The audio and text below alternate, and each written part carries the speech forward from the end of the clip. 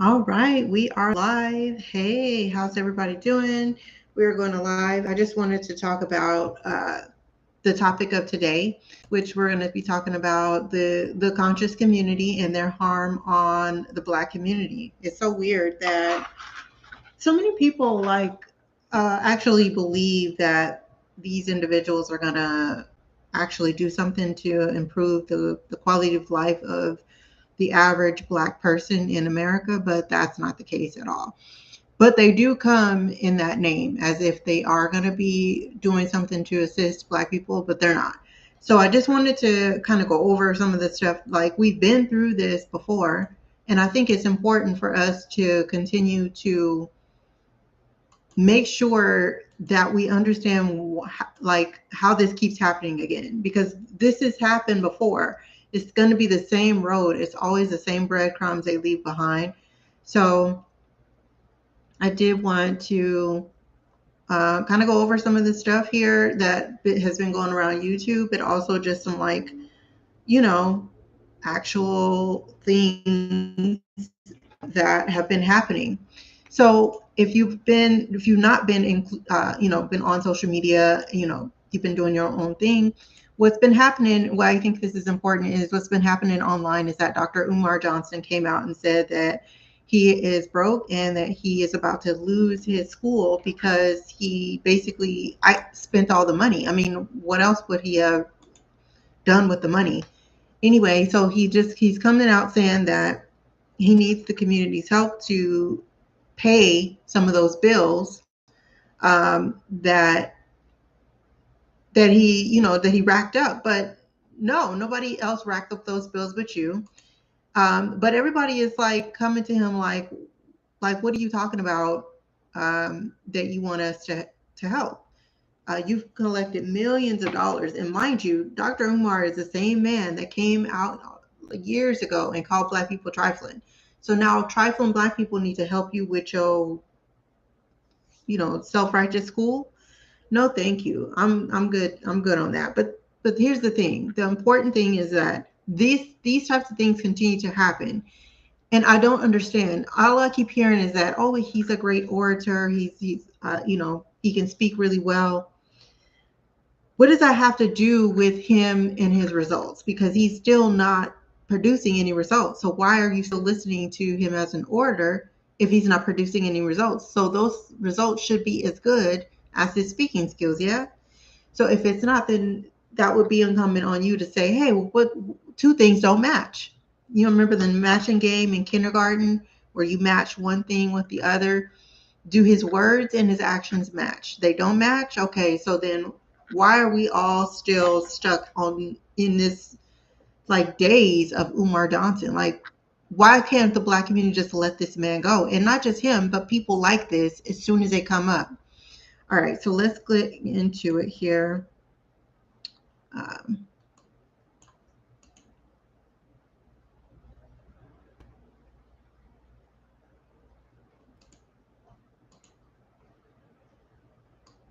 I want to go over what I found online. Just what I'm going to do is we're just going to go over the history of how the Black community, um, has gone through this same issue over and over again. Because I think it's important how this same issue parallels with other, people that have come and gone and have been proven to be frauds. So I'm not sure if you guys know that Umar has a Wikipedia. And so we're just going to go over the Wikipedia and see what it just says on just this general, you know, synopsis of who this individual is. If you're in the Black community, you probably should know it, or at least heard who this person is, because he's always talking about uh, Black queens never snow. It's absolutely comical. But he has this saying, "Black queen forever, snow bunnies never," or something. I don't know. But this is his Wikipedia. And so let's go over it, because I feel that this individual is going to continue to, do this over and over again. So So let's go over it. Let's see here. Close this here.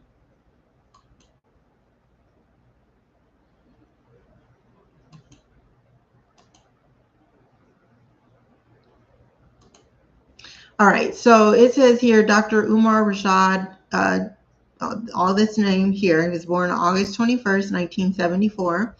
So he's better known as Dr. Umar. He is an American motivational speaker. That's all he is. But the stuff that he's talking about, here's the thing. I wouldn't listen to, if I listened to Umar Johnson as a motivational speaker, he beats down on Black people so hard and so self-esteem. But it says here he's a motivational speaker. I don't actually agree with, but that's more of what, you know, he is. He's like a Derek Jackson, a phony. So Johnson referred to himself as the Prince of Pan-Africanism.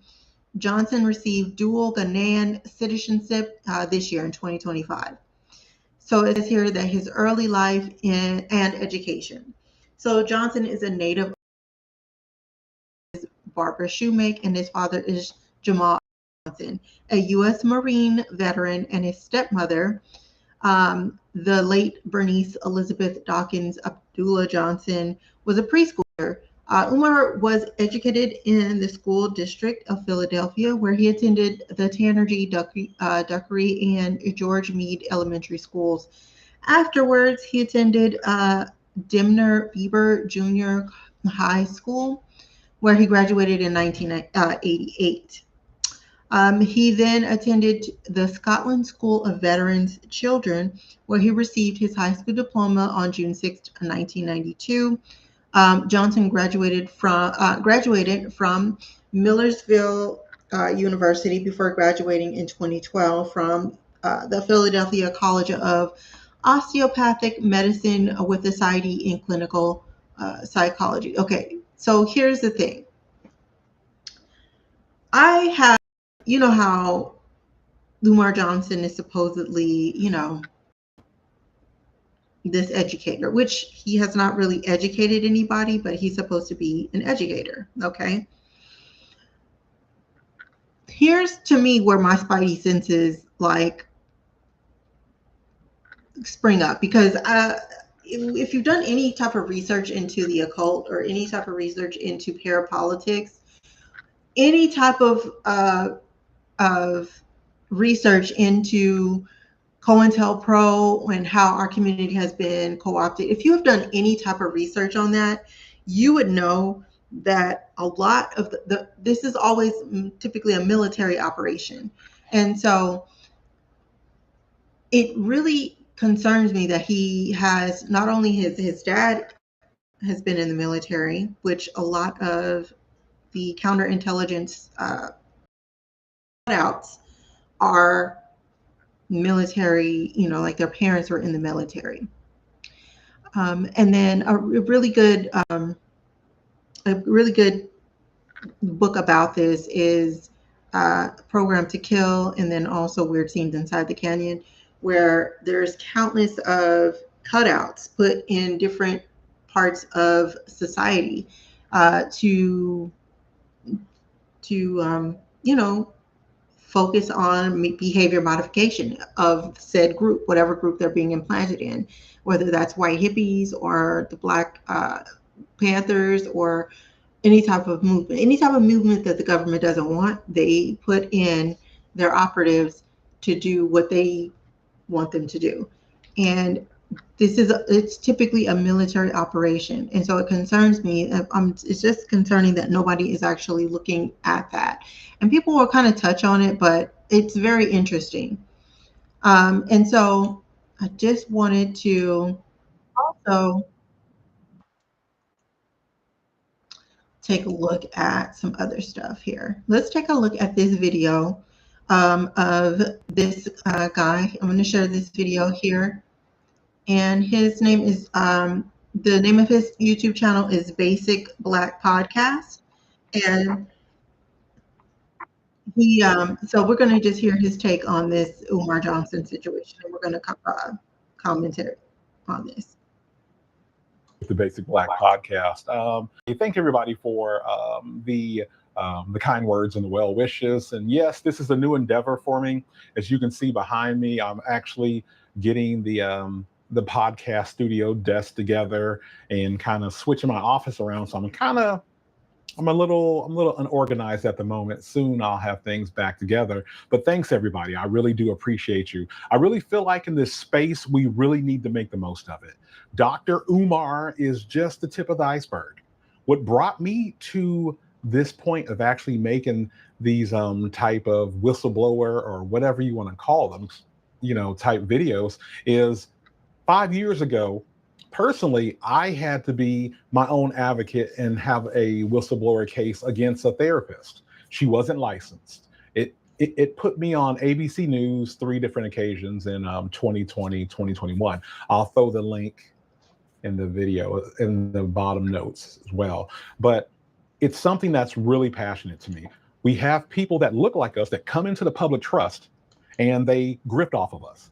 And that's not right by any extent of it. And it seems like as long as you are a Black grifter, an African-American grifter, and you're only grifting the majority of your people, they don't care. When it comes to other folks, then there's an issue. But like I say, Dr. Umar is just the start. I said I was going to look at things with Tariq Nasheed. The reason why I have issues with Tariq is not just the museum.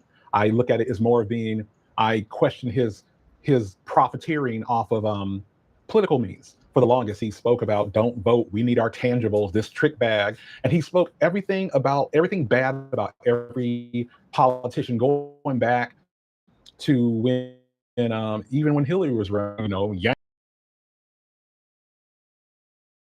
to just sit on the couch. You haven't earned our vote. Well, congratulations.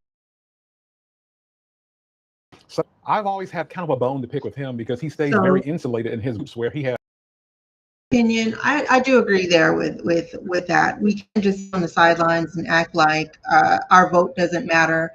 That vote does come with influence. So the power of that is we are a collective influencing body, the Black community, and so that in and of itself is currency. We can use that to get things that we need for us, for the resources that we need to repair our community. We can use that for that. So I don't think that sitting on the sidelines not voting is a proper strategy right now, where we're all locked in and engaged in politics. We are a political people. That is our legacy, and so to throw that powerful component to how we have been able to progress, I think that is a big mistake to do, and I won't be doing that. I am a strong proponent of voting, and I think that we should all also be out here advocating for better resources and a better way of life, because nobody's going to advocate for that for us. But I do agree with them on that. Are so willing to go after you and say you're this, that, and other. No, I'm a person who believes in the truth doesn't have to be rehearsed. I'm a big believer in, do the first time and truly help people. Yes. I understand there's money to be made in this space. I don't deny that one bit, but I do think there should be integrity in what we do and what we present and what we put out there. As a big believer in transparency, I'm going to say what's going to be said. Another person I like to bring to the forefront is good old Philip Scott, Mr. African Diaspora. He's another person who profited politically off this because the same thing. He was big on, we ain't voting for Biden. He spoke every nasty thing about Joe Biden you could think of, and rightfully so. Biden was inept, was not supposed to be running for political office, shouldn't be. Yeah. But his whole thing, here's the problem, here's a solution. Either, I agree. Tariq or Philip Scott gave no solutions. They were only people that pointed out the problem. In our community, that's a problem. What's going to be the solution? We can always complain and bitch about problems to the end of time, but if we don't have... Listen, fam, the only solution from here is for us to get our own. We have to get a third party, because neither party is going to assist us from here. So we'll take it, and we'll need to install a third party. So that will be the solution, and so that's what we need to be working on. Our solution